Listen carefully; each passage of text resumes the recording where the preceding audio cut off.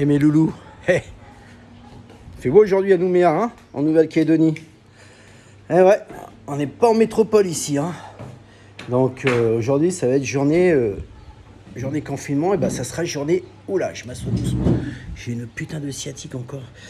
Je vais à la piscine, ça va être journée piscine aujourd'hui, mes amis. Bon, avant d'aller à la piscine, un peu de travail. Je vais vous présenter quoi ce matin? On va mettre ça là, voilà. Tiens, on va tourner un petit peu, ça sera plus sympa comme ça. On va pousser là, là, là, voilà, jusqu'au bout. Ça, vous verrez bien. Ah, je sais pas filmer, moi, je suis pas caméraman comme ma femme, hein. Donc voilà. Ouh, ça fait du bien. Alors, qui m'a téléphoné dans la nuit à 3h du matin? Hein? Qui m'a téléphoné? Voilà. Mon copain Alain, voilà. Alain, comment? Alain Rodriguez, comme moi. Il a le même prénom et le même nom que moi. Ah, il m'appelle, il me dit salut mon poteau. Je dis oh Alain, tu sais quelle heure il est là? Il est 3h du matin. Oh putain, excuse-moi. Je dis ah, t'inquiète Alain, tu sais que je suis toujours de bonne humeur, je m'en fous. Je dis qu'est-ce qui t'amène? Il me dit je prenais un peu de tes nouvelles, tout ça. Je dis bah tout va bien, merci Alain, tout.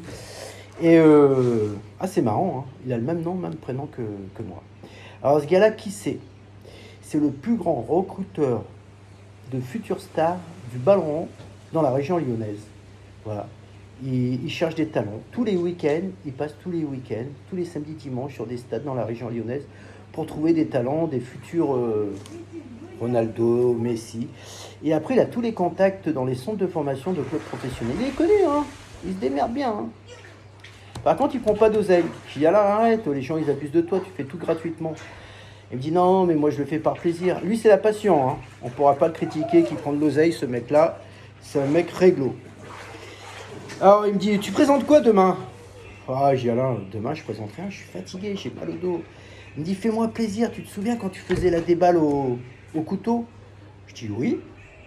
Et il me dit, tu pourrais la faire? Je dis, ouais, mais j'en ai plus de ces couteaux, moi, là. Il m'en reste un dans le camion, il est tout pourri. Je m'en sers quand je fais en brousse, en tournée. Je fais mes petits sandwichs avec, mais après, le reste, les 2 autres couteaux qui vont dans les déballes, dans la pogne, plutôt, je dis, j'en ai plus. Voilà, j'ai plus de cette pogne, je peux plus rien montrer.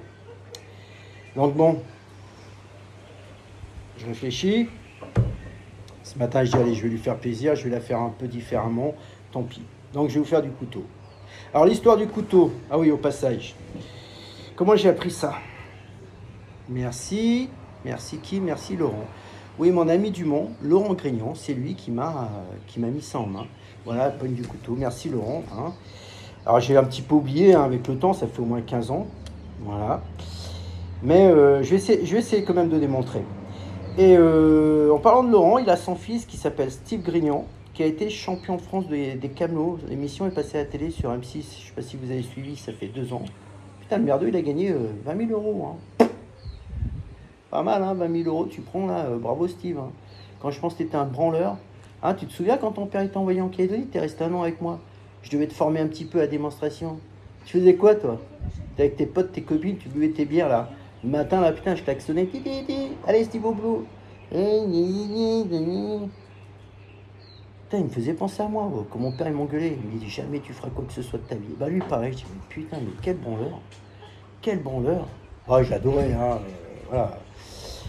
Et voilà, quelques années plus tard, bon, il est rentré en métropole. Je crois qu'ils sont partis un petit peu sur la Réunion. Et le gamin, bon, c'est normal, 18-20 ans, on est un peu branleur. Et maintenant, je vous assure, c'est du costaud.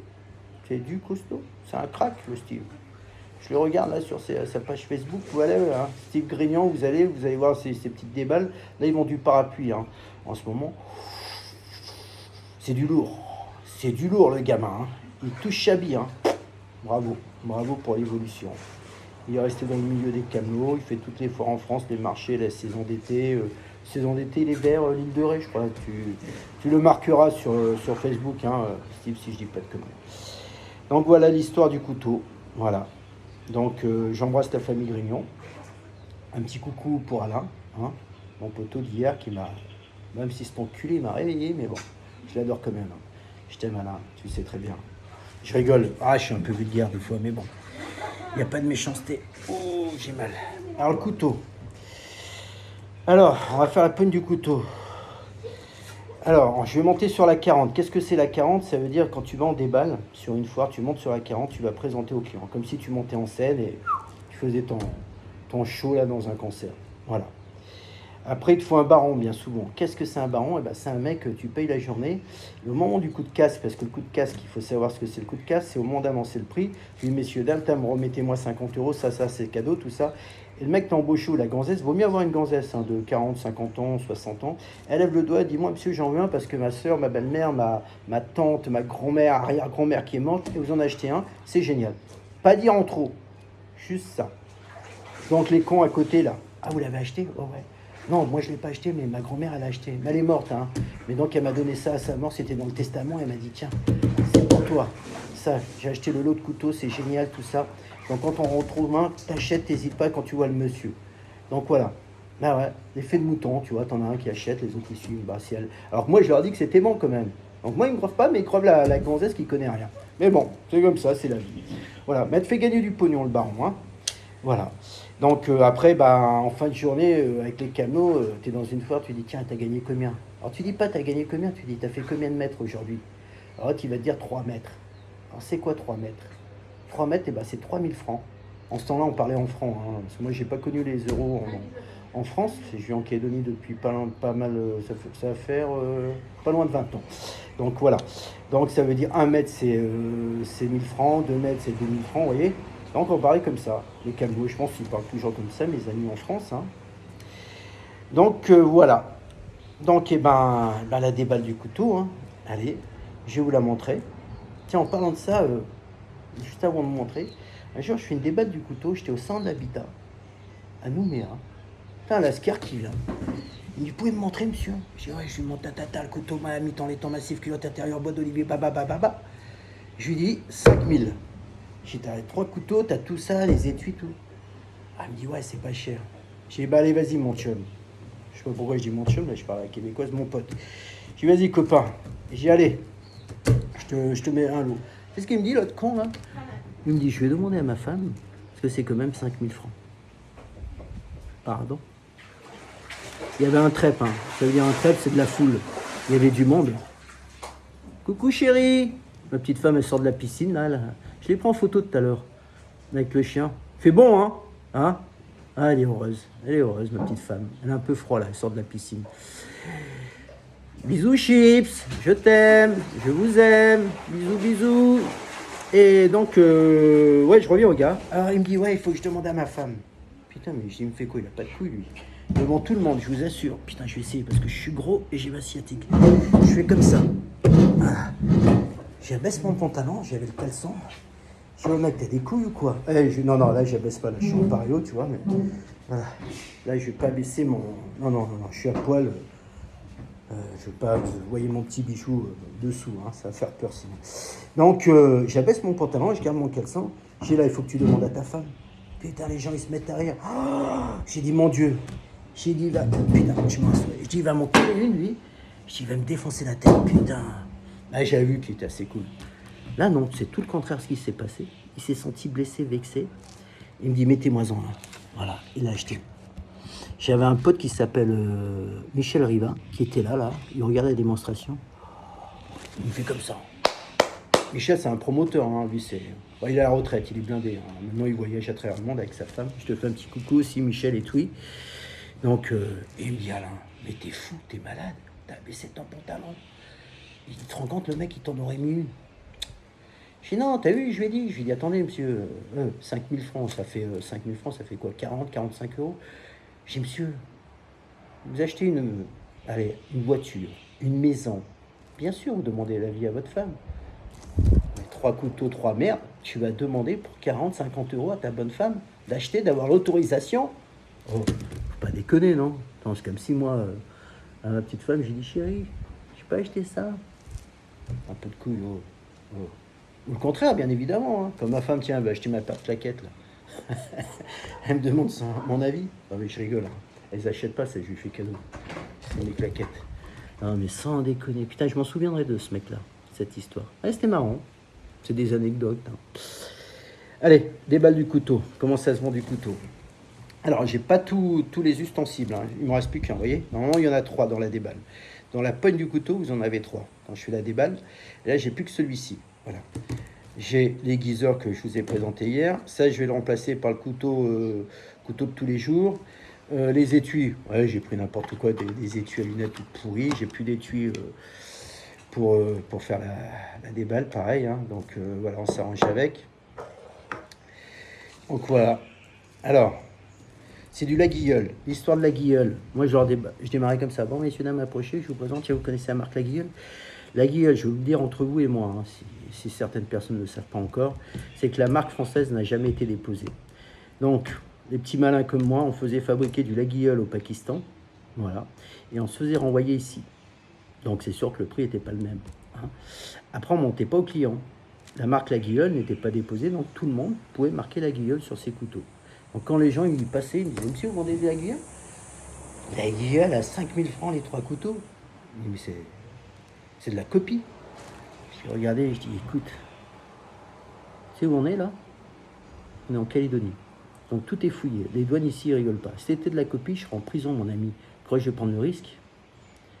Ah oui, c'est vrai, bah, ils m'ont pas. Par contre, je leur disais pas toute la vérité. Il faut jamais dire, il faut jamais aller très loin. Juste ce qu'il faut. Je leur disais pas, ouais, non, mais tu sais, ils n'ont pas déposé la marque, Laguilleul, parce que. Donc j'en fais au Pakistan. Non, ça, tu racontes pas ça. Voilà, ça, c'est privé, c'est personnel, ça reste, voilà, perso. Hein, il y a des choses qu'il ne faut pas raconter aux gens. Donc, je ne leur montais pas, mais je ne racontais pas tout. Pourquoi, et le comment, et le si, et ce que tu veux. Donc, voilà. Bon, alors, m'excusez si je fais un peu de faute, hein, parce que ça fait très longtemps, je n'ai pas tout en mémoire, hein, de la déballe du couteau. Allez, je monte sur ma 40, j'arrête du monde, messieurs, dames, approchez-vous. Voilà, c'est moi. Je suis ici, oui, je suis gros, je le sais, je suis chauve, je le sais, je suis vieux, je le sais. Ok, c'est bon, on peut pas. Vous avez un peu d'oseille par contre, vous, dans vos poches? Bon, alors, je peux vous montrer, ok. Tiens, on va commencer par le couteau du chef. Grand couteau, hein, pour couper des bonnes viandes, un bon poisson. Regardez, la mythe en laiton massif, ici.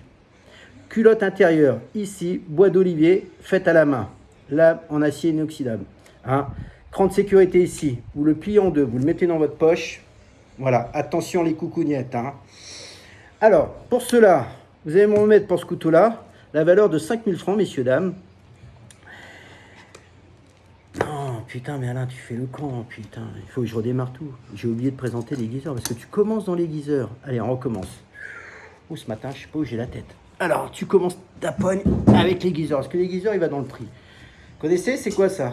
Un petit aiguiseur, effectivement, regardez, tiens, à plat, comme je vous ai montré hier, du haut vers le bas. Regardez bien, messieurs, dames, une fois, 2 fois, 3 fois, mon couteau est aiguisé, voilà. Pour ce petit aiguiseur, remettez-moi la somme de 1000 francs. Voilà, je mets là. Je vous servirai après, monsieur, ok? Regardez, je vais vous présenter ma petite came ici, mon couteau Laguilleul, regardez, mythe en laiton massif, ici, culotte intérieure, bois d'olivier, faite à la main, lame en acier inoxydable. Hein. Vous le repliez ici, vous avez le cran de sécurité, vous le mettez dans votre poche. Par contre, attention les coucougnettes. Hein.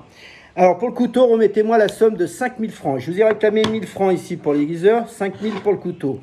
Avec le couteau, tiens, pour ne pas abîmer vos coucougnettes, un bel étui en cuir, messieurs, dames. Voilà, d'une valeur de 3000 francs. C'est pas du carton bouilli, c'est du véritable cuir. Voilà, je le mets ici. Donc, on est parti sur 1000, 5000, 3000. Sans petit frère, même bois, même qualité. Pique-nique du midi, casse-croûte du soir. Pour celui-ci, messieurs, dames, remettez-moi 3000 francs. Voilà. Sans étui également, oui, vous avez l'étui pour celui du pique-nique du midi, le casse-croûte du soir. Il est là, son étui. Regardez, d'une valeur de 2000 francs. En vérité, il est pourri, regarde. C'est un étui de... c'est un étui de lunettes. Allez, remettez-moi 2000 francs pour ça. Voilà. Et le petit couteau en porte-clés, les dames l'aiment bien, hein, pour se faire les angles, ben celui-ci, remettez-moi 1000 francs. Alors, regardez bien, taisez-vous, monsieur, je parle. Oh, on se tait, hein, c'est un minimum de politesse.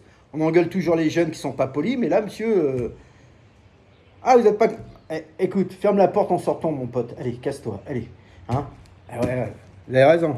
Merci beaucoup, messieurs, dames. Ah, on écoute une démonstration, de début jusqu'à la fin, même si on n'achète pas. Des mecs comme ça, j'en veux pas, qui se cassent. Hein. On ferme la porte, c'est fini. Vous allez rester là, vous bougez pas. Vous êtes d'accord? Oui, monsieur, oui, monsieur. C'est toi le boss, hein, sur le stand, hein, sur ta 40. Donc tout à l'heure, je vous ai demandé 1000 francs pour l'aiguiseur. Regardez, messieurs, dames, je vous l'offre. Vous ne le payez pas, il va avec. Mon couteau d'une valeur de 5000 francs, remettez-moi toujours 5000 francs. L'aiguiseur en cadeau. Le couteau de tous les jours, pique-nique du midi, le casse-croûte du soir. Allez, vous le voulez? 5000, je vous l'offre également. Je suis généreux aujourd'hui. Mon patron, il m'a appelé ce matin, il me dit Alain, tu fais des cadeaux, c'est le dernier jour de foire. J'ai dit ok. Tiens, son étui qui va avec. Allez, son étui pourri que j'ai ici. Je fais pas ça devant les clients hein, quand même. Hein. Voilà, parce que j'ai pas d'étui en vérité. Allez, cadeau d'une valeur de 2000, tu le payes pas. L'étui du couteau du chef, cadeau d'une valeur de 3000. Je vous l'offre également. Ah oui, je ne l'ai pas oublié, madame. Le petit couteau en porte-clés pour les angles, hein, pour les dames, c'est offert également. Toujours 5000. Alors, pour les trois premières personnes, remettez-moi 5000. Allez, on se dépêche. Voilà, le couteau du midi, le couteau du soir, c'est des étuis, le petit couteau en porte-clés et l'aiguiseur, 5000 francs. Allez, c'est parti, on sert tout le monde, ma cocotte, monsieur, madame. Allez, merci. Voilà, je suis essoufflé. J'ai plus l'habitude. Voilà, en gros. Alors, je m'excuse pour les imperfections, hein, parce que je suis pas au top là. Je n'ai pas tous les ustensiles qu'il faut. Ça fait très longtemps que je n'ai pas présenté ce produit. Mais bon, voilà, en gros, c'est ça. Hein. Ce qu'il faut savoir, voilà. Culotte intérieure, c'est ça dans un couteau. La mythe, donc mythe en laiton massif, c'est ça. Hein. Bois d'olivier, voilà. Hein. Lame acier inoxydable. Cran de sécurité, vous voyez, tac. Voilà. Et franchement, hein, 5000 francs, ce qui représente 40-45 euros, ils en avaient pour leur argent. Hein. Je les baisais pas, hein. Je les roulais pas. Hein. Parce que tu as quand même l'aiguiseur. Tu as ça. Tu as les deux couteaux. Celui-ci, plus son frère, son petit frère. Mais bon, là, j'ai pris un couteau de la cuisine, j'en ai plus. Plus le petit couteau. Plus des étuis en cuir. Ça vaut de l'oseille en Calédonie, un étui en cuir. Hein. Moi, en plus, je donnais du véritable cuir. C'était pas du carton bouilli, tu vois. Donc je les baisais pas les gens. Ouais.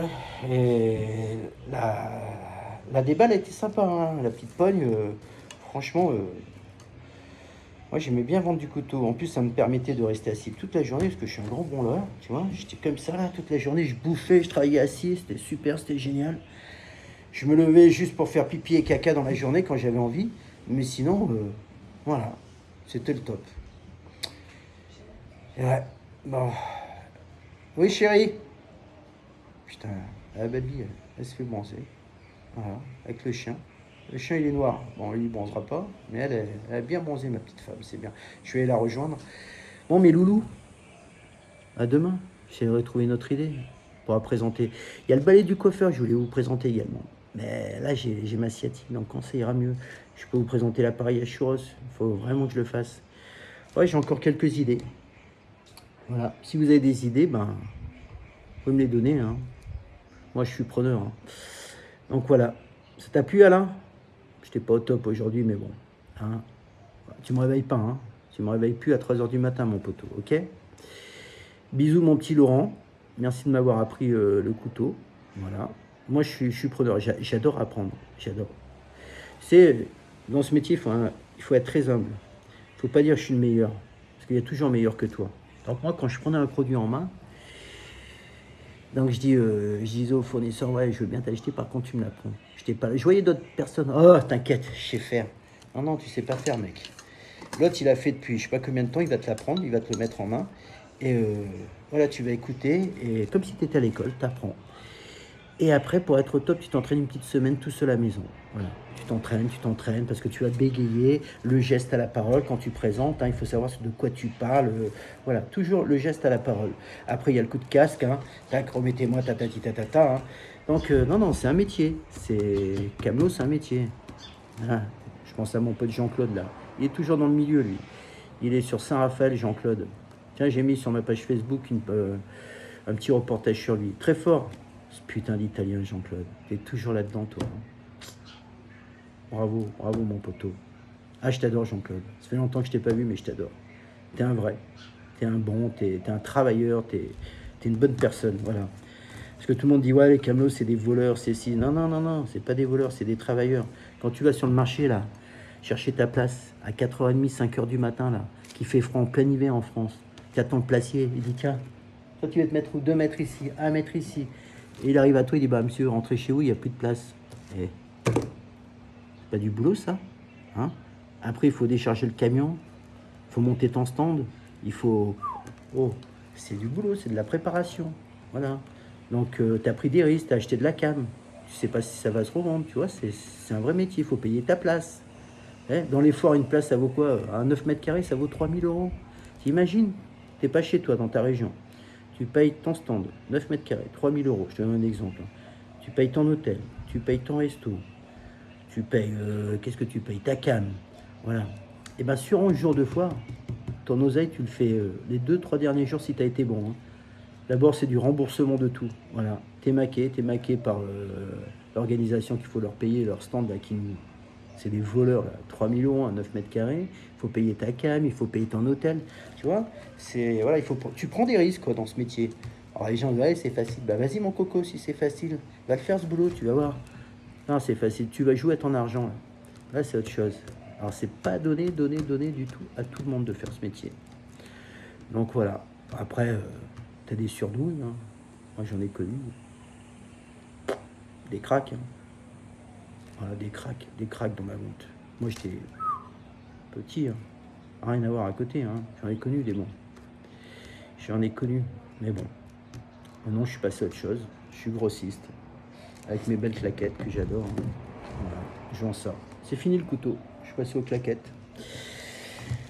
Voilà mes petits loulous. Bon, je vais me baigner. Ah, il est quand même presque 13h ici. Donc voilà, je vais faire un petit plongeon dans la piscine, manger un petit casse-croûte. Faire un petit bisou à ma petite femme. Voilà. Allez loulou. À demain. Bisous, bisous, bisous, bisous tout le monde.